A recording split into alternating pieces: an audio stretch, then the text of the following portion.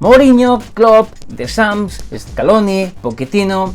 ¿Quién será el próximo entrenador del Real Madrid? Porque hay un problema, ninguno encaja del todo. Así que puede ser que el entrenador perfecto para el Real Madrid ni siquiera esté en las quinielas. Dentro vídeo.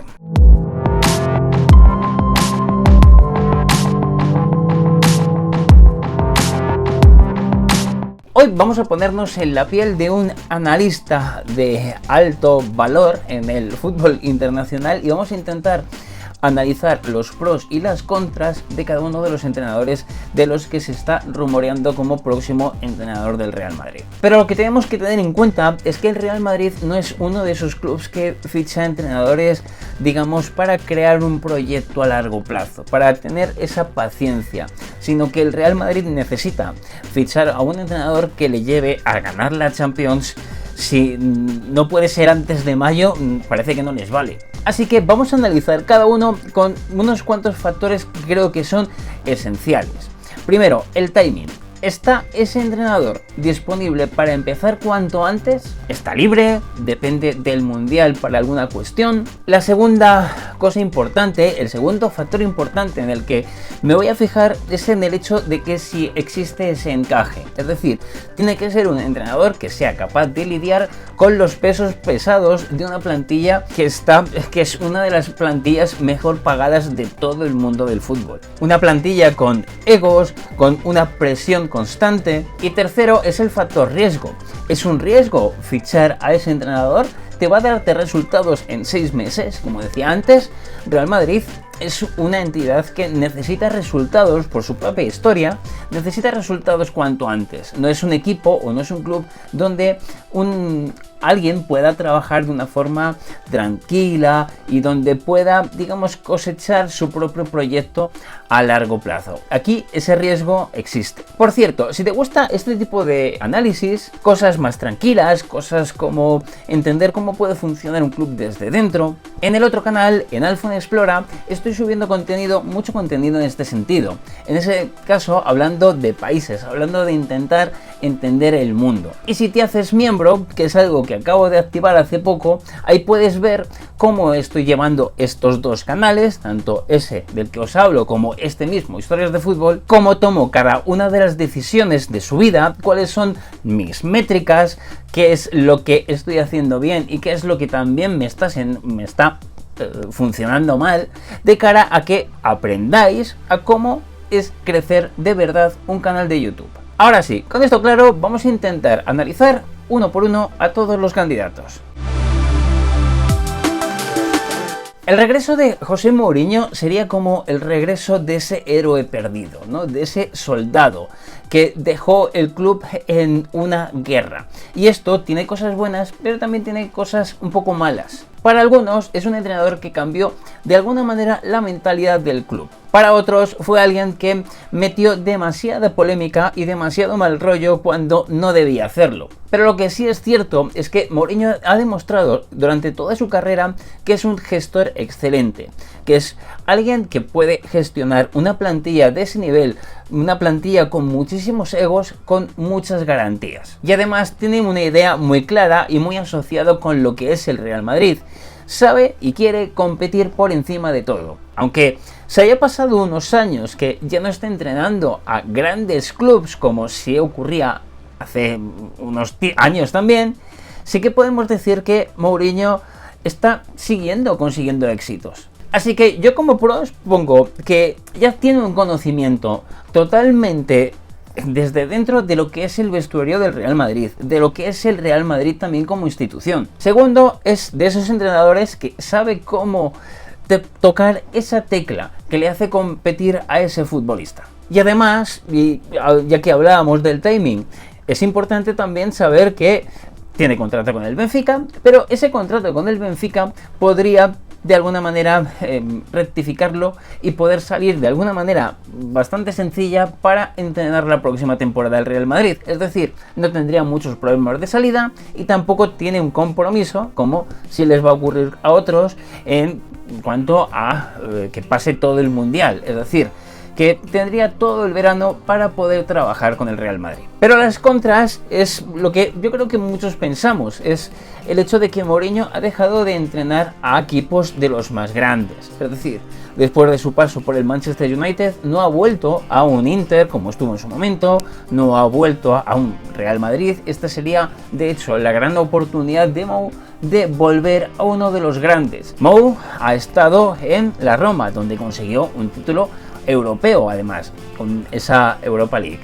Mou ha estado en Turquía, en el Fenerbahçe, donde no acabó de funcionar. Mou estuvo en el Tottenham, donde tampoco llegó a conseguir demasiado. Y ahora está en Benfica, pues tratando de hacer cosas. Y lo segundo que me parece como una contra es que es de esos entrenadores que también dejan mucho desgaste. Es decir, alguien como él deja huella, pero también deja mucho desgaste en cuanto a la relación con los medios de comunicación, relación con todas las polémicas que puede tener con, no sé, con la UEFA como tuvo en su momento. Es decir, todo ese tipo de cosas al final suponen un desgaste para el club también, y eso es la principal cosa que tienen un poco los que están en contra de de un último baile, de una last dance de José Mourinho en el Real Madrid.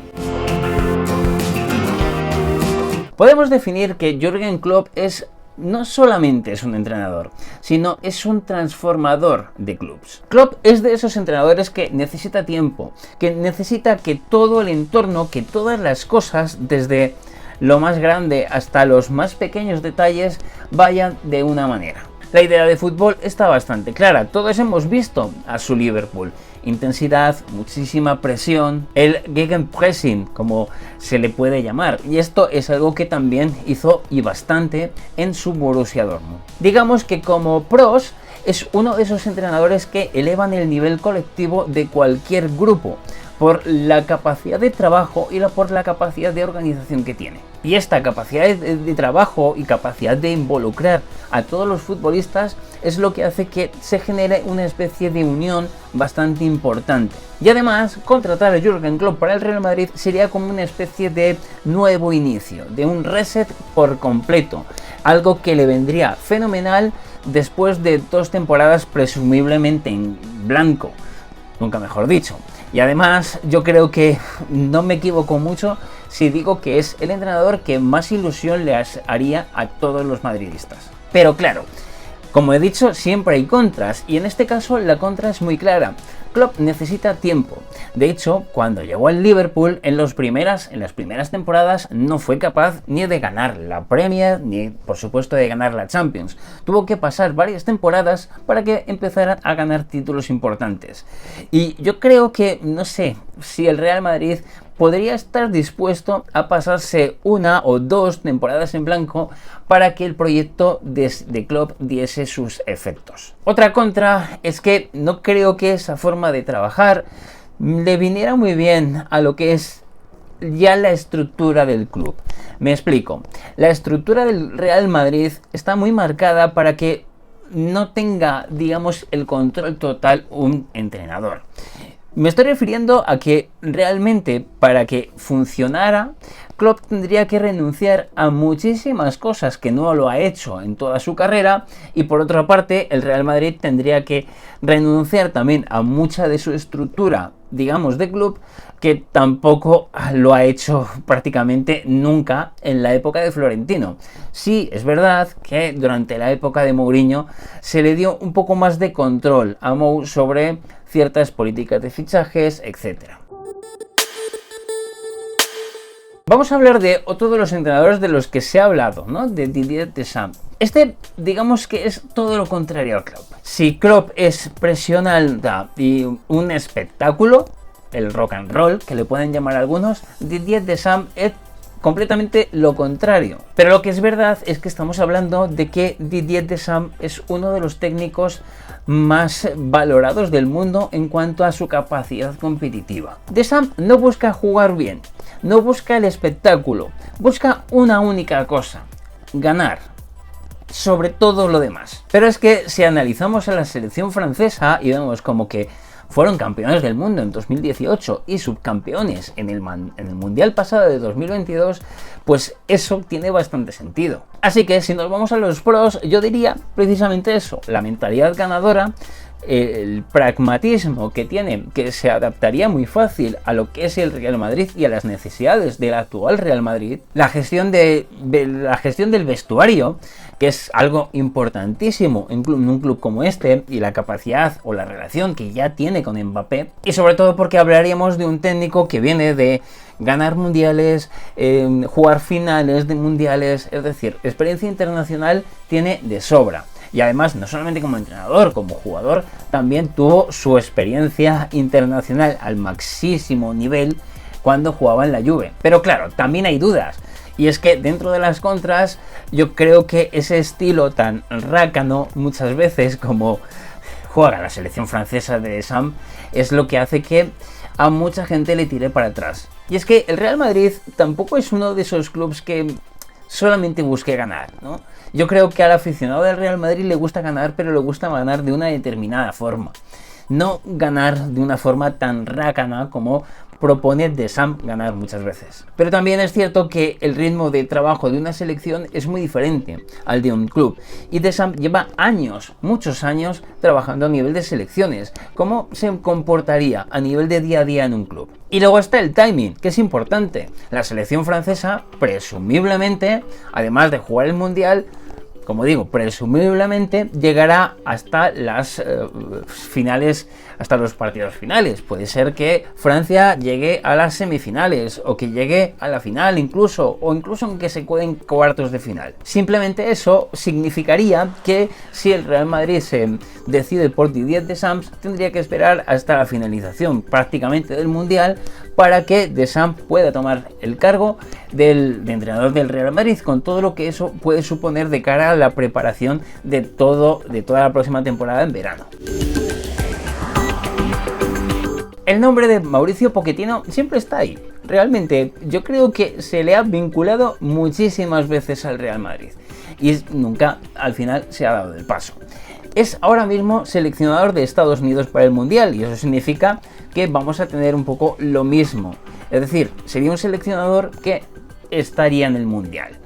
Pero la salvedad es que no podemos esperar que Estados Unidos llegue a las grandes fases finales, ¿no? Que llegue a los grandes partidos de semifinales o final.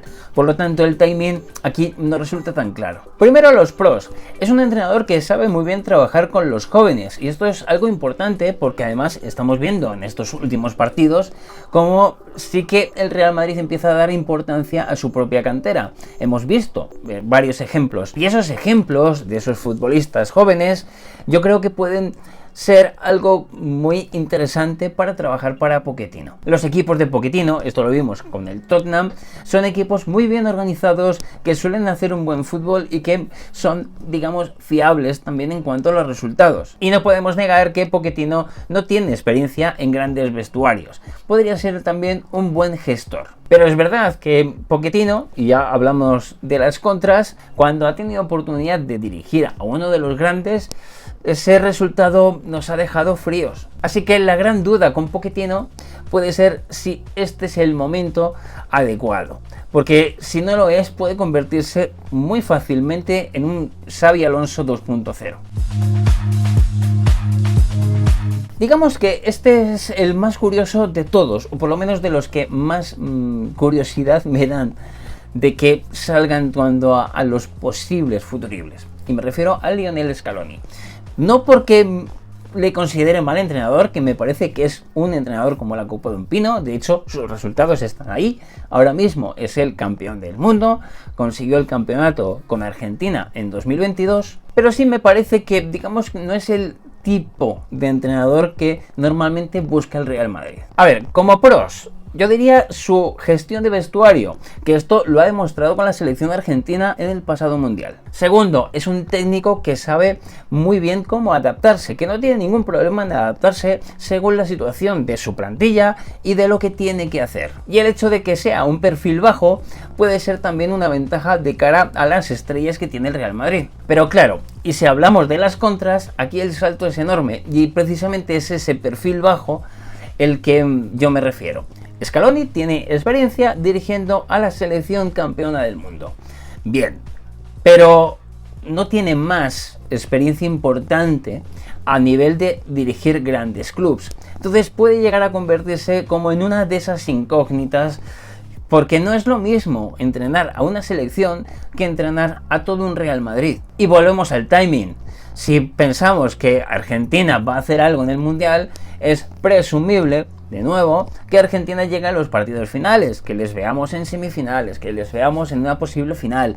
Es decir, que hay muchas posibilidades de que si el Real Madrid se decidiera por Scaloni, tuviera que esperar prácticamente a mediados de julio para que pudiese tomar el control del vestuario.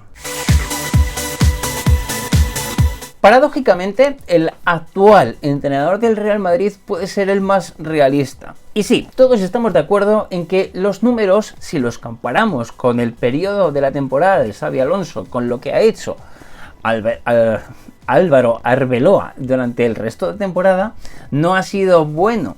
Pero lo cierto es que este sería la opción más sencilla, tanto por capacidad, porque ya está en el puesto, como por facilidades de timing e incluso hasta de experiencia. En un momento como este, donde es necesario crear una especie de transición, se puede pensar en muchos fichajes y de hecho vamos a escucharlos durante todo el verano. Es muy posible que el Real Madrid este verano haga una limpieza en cuanto a mucho cambio de fichajes. Pero lo que es cierto es que antes o después va a tener que echar mano de la cantera.